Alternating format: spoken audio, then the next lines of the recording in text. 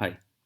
अ, आज के हमारे इस टॉपिक में मैं आपको बताऊंगा वर्डप्रेस क्या है और वर्डप्रेस को आप कैसे यूज़ कर सकते हैं वेबसाइट या ब्लॉग या फिर ऑनलाइन स्टोर डेवलप करने के लिए। सबसे पहले कुछ चीज़ों को हमें समझने की ज़रूरत है।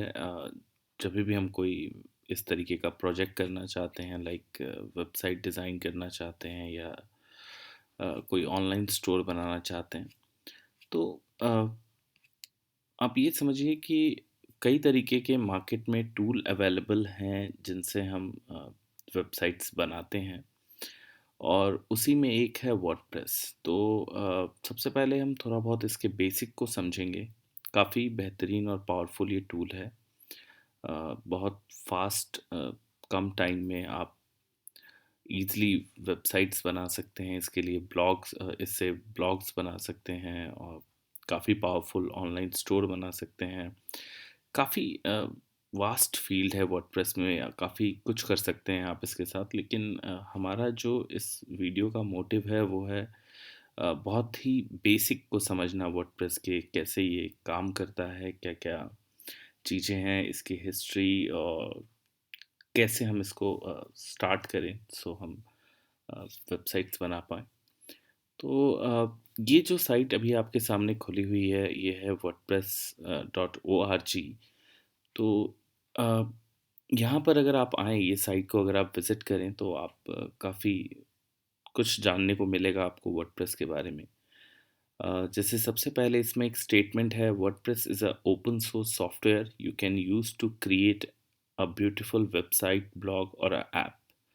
सो यहाँ पे ऐप का जो मतलब है वो वेब एप्लीकेशन से सेंट्रिक है ज़्यादा, मैं कहूँ तो। अ, अब ये जानने की ज़रूरत है कि ओपन सोर्स सॉफ्टवेयर्स क्या होते हैं। ओपन सोर्स या फ्री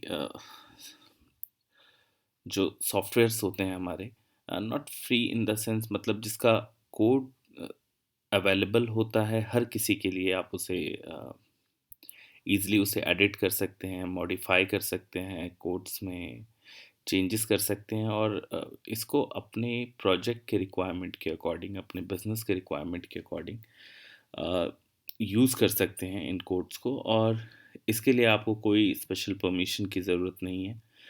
अ, तो हम लोग धीरे-धीरे इसके बारे में ज़्यादा जानेंगे, क्या-क्या हम कर सकते हैं। लाइक आप देख सकते हैं इस पे आपको एक स्टेटमेंट और है, beautiful design, powerful features and the freedom to build anything you want. WordPress is both free and a priceless at a same time. सो ऐसा नहीं है कि वर्डप्रेस कम्प्लीटली फ्री है। इसमें काफ़ी कुछ चीज़ें ऐसी हैं जो आप जब धीरे-धीरे इसको समझेंगे, जानेंगे, तो आपको पता चलेगा कि कई सारे ऐसे एलिमेंट्स हैं जिसकी हमें ज़रूरत होती है एक बढ़िया अच्छी फंक्शनल वेबसाइट को प्रिपेयर करने के लिए। और उसमें हमें कई तरीके के टूल्स चाहिए जिससे हम डिज़ाइन में हेल्प ले सकते हैं, फंक्शनैलिटी इन्हेंस कर सकते हैं। वेबसाइट के काफ़ी सारे पैरामीटर्स पे हम लोग वर्क कर सकते हैं। सो अभी हम लोग बात करेंगे सबसे पहले वर्डप्रेस के कुछ बेसिक्स के ऊपर। मैंने एक डॉक्यूमेंट ये स्टडी किया है इंटरनेट पे। डॉक्यूमेंट विकिपीडिया पे अवेलेबल है, आप लोग वहाँ पे पढ़ सकते हैं इसके बारे में। लेकिन मैं आपको मोटा-मोटा इसमें समझाना चाहूँगा कि कुछ कीवर्ड्स हैं, अगर आप उसको समझ लेते हैं आसानी से, पहले तो आपको काफ़ी आसानी होगी पूरे इस सॉफ्टवेयर को समझने में, और आप इससे काफ़ी अच्छी वेबसाइट्स बना सकते हैं। वेबसाइट्स बनाने के कई फ़ायदे हैं। आप इसे अ, सेल कर सकते हैं। आप अपने वेबसाइट से कई तरीके के मोनेटाइजेशन के मेथड्स को यूज़ करके आप उससे इनकम अर्न कर सकते हैं। तो मोटा-मोटा जो हमारा ऑब्जेक्टिव है वो ये है कि आपको करियर में कैसे ये हेल्प करेगा, कैसे आप वेब डेवलपमेंट के अंदर एंट्री कर सकते हैं। इसके लिए कोई ख़ास प्रोग्रामिंग लैंग्वेज की ज़रूरत नहीं है, लेकिन फिर भी हमें थोड़ी बहुत नॉलेज अगर हम लेते रहें साथ-साथ में, तो बहुत हेल्पफुल होगा। चलिए हम स्टार्ट करते हैं और कुछ स्टेटमेंट्स को पढ़ते हैं जिससे हमें आइडिया लगेगा कि ये क्या है। सबसे पहले यहाँ पे देखेंगे आपकी लिखा हुआ है हमारे पास वर्डप्रेस। इसमें एक चीज़ का ध्यान रखने की ज़रूरत है, मैं इसे अगले वीडियो में बताऊंगा। WordPress dot O R G और वर्डप्रेस डॉट कॉम में क्या फ़र्क है, किस तरीके से ये दोनों अलग हैं, और और भी इनके बारे में हम लोग कुछ चीज़ें समझेंगे। अभी हम ये समझते हैं कि हम WordPress dot O R G के बारे में यहाँ पे स्टडी कर रहे हैं, और इस वीडियो में भी जो हमारा ऑब्जेक्टिव है वो इसी को क्लियर करना है।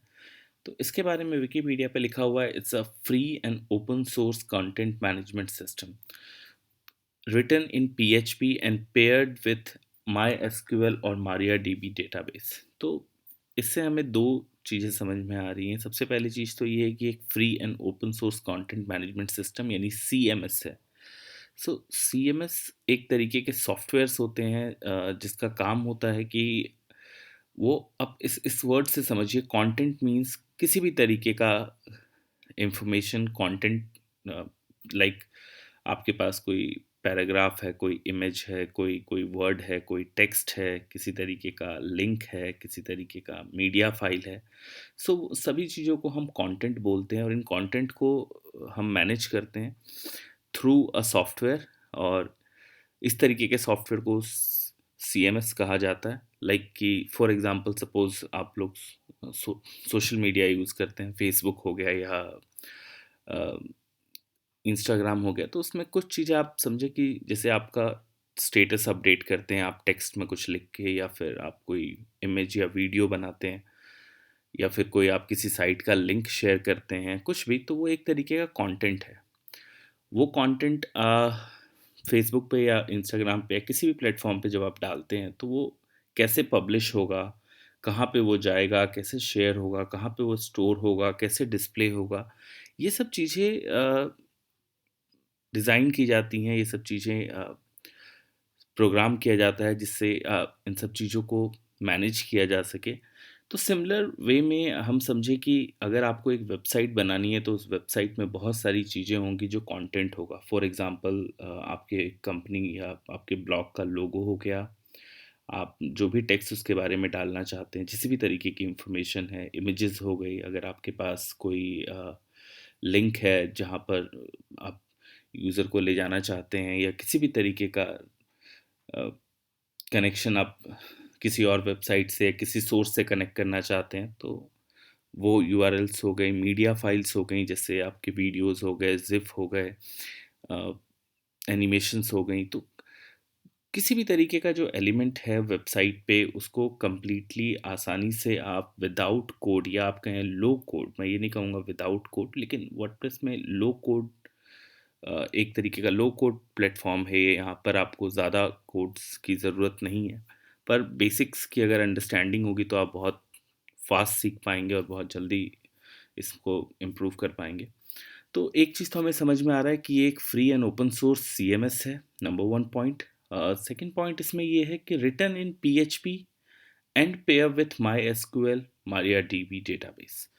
सो PHP जो हमारी स्क्रिप्टिंग लैंग्वेज है, उसके अंदर इसको लिखा गया है, मतलब जो वर्डप्रेस CMS बनाया गया है, इसको PHP में प्रोग्राम किया गया है, और इसमें जो डेटाबेस वगैरह काम कर रहे हैं, ये आपके MySQL और MariaDB का डेटाबेस इसमें काम कर रहा है। तो जो भी इंफॉर्मेशन स्टोर हो रही है डेटाबेस में, वो उनका जो फंक्शन है इन इन प्रोग्राम्स के ऊपर है। सो इसमें आगे हम देखते हैं, एक तो ये बहुत इजी स्टेटमेंट है, हमें समझ में आ रहा है कि PHP जो है इसका बैकएंड में है, हमारे पास काम कर रहा है, और MySQL MariaDB हमारे डेटाबेस हैं। फिर हमें कहता है features include a plugin architecture and a template system refer to within WordPress as a theme. So अब इसके अंदर कुछ चीज़ें हमें समझनी होगी कि वर्डप्रेस ने क्या किया है कि एक पूरी तरीके से एक समझिए आपकी ब्लूप्रिंट रेडी किया हुआ है, कि एक आर्किटेक्चर है, एक पैटर्न है जिसमें प्लगइन्स कैसे अटैच होते हैं। प्लगइन वर्ड को आप अगर ब्रेक करें तो प्लग इन, इट मीन्स कि आप कोई चीज़ इंटीग्रेट कर सकते हैं, प्लग कर सकते हैं, जैसे हम पावर का प्लग अटैच करते हैं, किसी चीज़ को कनेक्ट करते हैं। तो अपने वेबसाइट में, अपने जो आपका ब्लॉग है, स्टोर है, उसमें इस तरीके का आर्किटेक्चर है, अगर आप वर्डप्रेस को यूज़ कर रहे हैं, कि आप उसको प्लग इन कर सकते हैं, और जब आपने किसी चीज़ को जोड़ा है तो उसकी जो फंक्शनैलिटी इन्हेंस करेगा वो वेबसाइट के साथ, उसको आप यूज़ कर सकते हैं, जो भी एडिशनल फीचर्स वो ऐड करेगा। अ, इसमें एक टेम्पलेट बेस्ड सिस्टम हम लोग कहते हैं जिसे थीम कहा जाता है। टेम्पलेट्स और थीम क्या है कि ये डिफाइन करते हैं कि आपकी वेबसाइट का लेआउट कैसा होगा, और बाकी सब यूआई रिलेटेड एलिमेंट्स जो हैं डिफाइन किया जाता है, जो फ्रंट एंड पे कस्टमर को दिखता है या यूज़र को दिखाई देता है।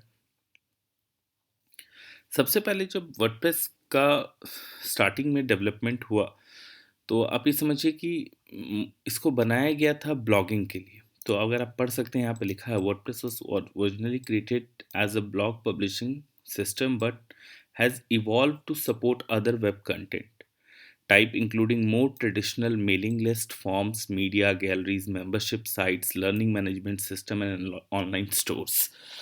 तो स्टार्टिंग में जैसे ही जब इंटरनेट इंडस्ट्री बूम कर रही थी, जब जब हमारे पास वेबसाइट्स, हर बिजनेस जो है वेबसाइट्स बनाना चाहते थे, तो इंडस्ट्री ये चाहती थी कि जो प्रोग्रामिंग का तरीका है, मतलब जो जिस तरीके से वेबसाइट्स बनती है उसमें बहुत टाइम लगता है, काफ़ी मैन रिसोर्स लगते हैं, काफ़ी ज़्यादा अदर तरीके के भी रिसोर्स लगते हैं जिससे आप एक पूरी वेबसाइट बना पाते हैं। अब आप इस कॉस्ट को कैसे रिड्यूस कर सकते हैं, जो टाइम इसमें लग रहा है इसको आप कैसे कम कर सकते हैं, इसके लिए डेवलपर्स ने एक प्लेटफॉर्म बिल्ड किया, एक सिस्टम बिल्ड किया, सो इट जिससे काफ़ी आसान हो सके कि कोई भी आदमी अपना ब्लॉग एटलीस्ट सबसे पहले जो इनिशियली ब्लॉग्स थे प्रिपेयर कर सके। जैसे आज हम लोग वीडियो ये देख रहे, तो एक तरीके का ये वीडियो ब्लॉग है।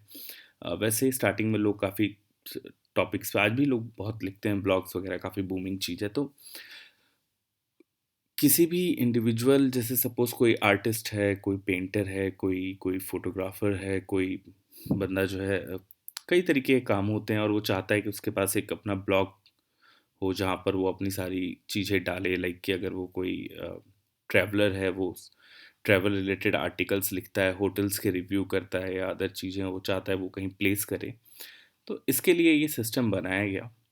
लेकिन धीरे-धीरे जो है ये डेवलप हुआ है और भी तरीके के कंटेंट को पब्लिश करने के लिए, कंटेंट को मैनेज करने के लिए। मैंने स्टार्टिंग में ही बताया कि ये एक कंटेंट मैनेजमेंट सिस्टम है।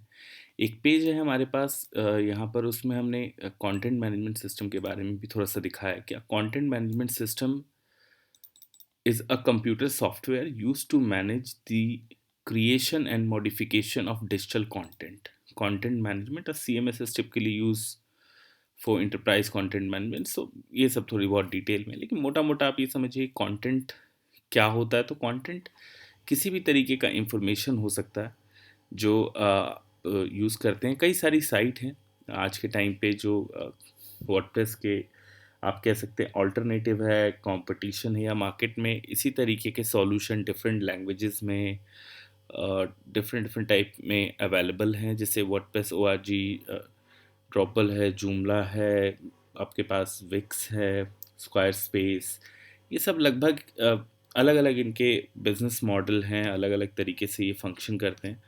तो ये आपको, अगर आप सिर्फ इतना भी लिखें या सिर्फ विकिपीडिया लिखकर इसके अंदर रेफरेंस को देखें और आगे उसको समझें, तो आपको काफ़ी नॉलेज इसमें मिलेगी। तो मैं यही बताना चाहता हूँ कि कंटेंट को मैनेज करके ये पब्लिश पब्लिश करता है।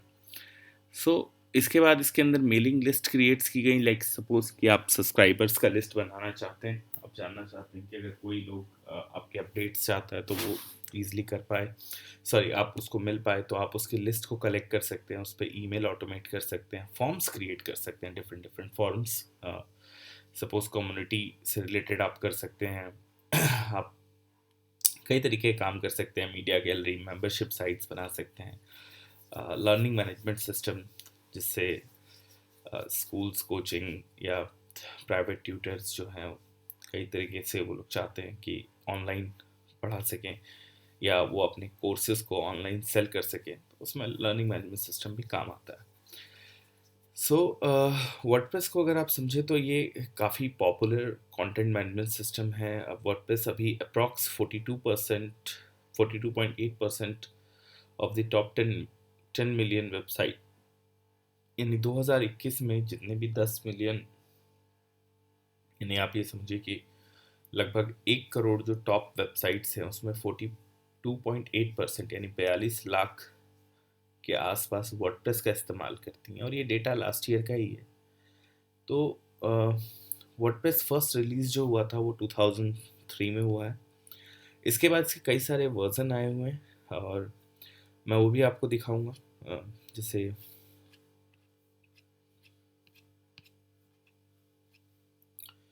ये आप देख सकते हैं यहाँ पर वर्डप्रेस के ये सब डिफरेंट वर्जन है। जो सबसे पहले आया था 2003 में 0.7, फिर 1.0, 1.2, 1.5, ऐसे करते करते जो है डिफरेंट डिफरेंट हर 6 महीने साल भर में इसके अपडेट्स आते रहते हैं।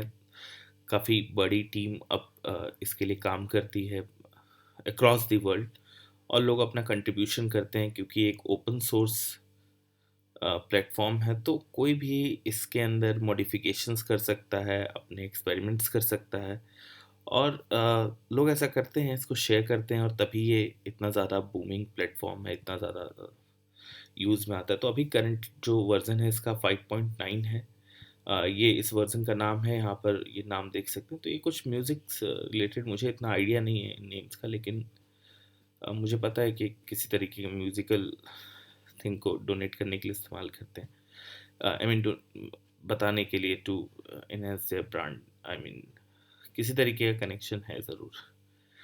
सो जनवरी 25 को जो लास्ट इसका वर्जन है वो आया है और अभी वो रन कर रहा है।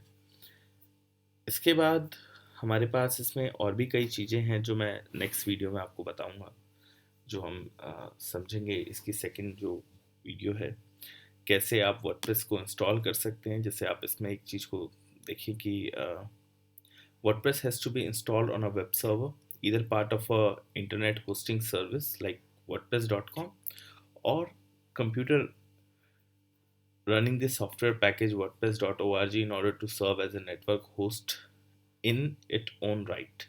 A local computer may be used for single user testing and learning purpose. So ये समझिए कि जैसे मैंने स्टार्टिंग में आपको बताया था कि मैं अभी इस वीडियो में बात कर रहा हूँ WordPress ORG की। तो और यहाँ पर आपने एक वर्ड देखा WordPress.com, तो इनमें कुछ डिफरेंस है। मैं आपको ये डिफरेंस आने वाले कुछ वीडियोस में क्लियर करूँगा, इसमें तो नहीं क्योंकि काफ़ी लंबी वीडियो हो जाएगी। लेकिन फिर भी मैं आपको ये समझाऊँ कि WordPress.com जो है ये आपको इंटरनेट में जब भी हम वेबसाइट्स बनाते हैं, तो वेबसाइट बनाते समय हमें कुछ चीज़ों की बहुत ज़रूरत होती है। जैसे सबसे पहले हमारा वेब एड्रेस या डोमेन नेम आप कहिए। सेकंड आता है हमारे पास होस्टिंग स्पेस, या फिर जहाँ पर ये डेटा आपका स्टोर होगा। जैसे आप जब वेबसाइट बनाते हैं तो इसमें कई सारी फाइल्स होंगी, मीडिया अटैच करेंगे, तो ये कहीं ना कहीं स्टोर होने वाला है। तो ये मोस्टली अगर आप अपने लोकल मतलब अपने कंप्यूटर को ही लोकल होस्ट बना सकते हैं, अपने कंप्यूटर में ही स्टोर कर सकते हैं, और उस तरीके से आप पढ़ सकते हैं। आई मीन स्टडीज़ के लिए, एक्सपेरिमेंट्स के लिए प्रिपेयर करने में कोई इशू नहीं है। लोग प्रोग्राम्स भी बनाते हैं अपने लोकल एनवायरनमेंट के अंदर। लेकिन आप अगर इसको इंटरनेट पे होस्ट करना चाहते हैं तो आपको एक होस्टिंग प्रोवाइडर चाहिए, इंटरनेट पे स्पेस चाहिए जिससे आप अपने डोमेन नेम को कनेक्ट कर सकें, और उसके बाद आप उस स्पेस पे सबसे पहले वर्डप्रेस को इंस्टॉल करेंगे। फॉर एग्जांपल जैसे मान लेते हैं कि आपने एक होस्टिंग स्पेस परचेज किया गोडैडी से, या फिर होस्टिंगर से, या फिर AWS या गूगल क्लाउड, कोई भी, आप बहुत सारी कंपनीज हैं जिनके आप सर्विसेज ले सकते हैं। तो आपने परचेज करने के बाद कई लोग जो है ऑटो पहले से ही वर्डप्रेस इंस्टॉल करके देते हैं, उनके प्लान्स होते हैं इस तरीके के, या फिर काफ़ी इजीली वर्डप्रेस को आप इंस्टॉल कर सकते हैं। सिंपली अगर आप वर्डप्रेस की वेबसाइट पे जाएंगे तो आपको यहाँ पर गेट वर्डप्रेस का एक बटन मिलेगा राइट हैंड साइड टॉप पे। आप इसको क्लिक करेंगे तो आप देखेंगे कि आपको यहाँ पे बता रहा है कैसे आप वर्डप्रेस को होस्ट कर सकते हैं। इसने कुछ होस्टिंग कंपनीज भी सजेस्ट की हुई हैं। उसके बाद आपको यहाँ पर इसका फाइल मिलेगा, जो भी लेटेस्ट वर्जन चल रहा है आप यहाँ से डाउनलोड कर सकते हैं। आप इस पर क्लिक करेंगे, ये फाइल आपको डाउनलोड होने लगेगी। फिर आपको करना क्या है कि इसको आपको इंस्टॉल करना है अपने होस्टिंग सर्वर पे। जैसे ही आप होस्टिंग सर्वर पे इसको इंस्टॉल कर देंगे, अपने डोमेन नेम को आप कॉन्फ़िगर कर देंगे, तो आप अपनी वेबसाइट को यानी वर्डप्रेस को आप एक्सेस कर सकते हैं, अ, अपनी वेबसाइट को। उसके बाद आप इस पे अपनी वेबसाइट बना सकते हैं, वो कैसे करें, ये सब धीरे-धीरे हम आगे के वीडियोज़ में सीखेंगे। अभी तो मैं आपको सिर्फ़ इतना ही बता रहा हूँ, और नेक्स्ट वीडियो में हम इसके बारे में कुछ और समझेंगे, कैसे इसको इंस्टॉल किया जाए, कैसे हम डिफरेंट तरीके से इस पे पेजेस क्रिएट कर सकते हैं, और भी जो भी काम है वेबसाइट बनाने के, मैं आपको नेक्स्ट वीडियो में बताऊँगा। Thank you.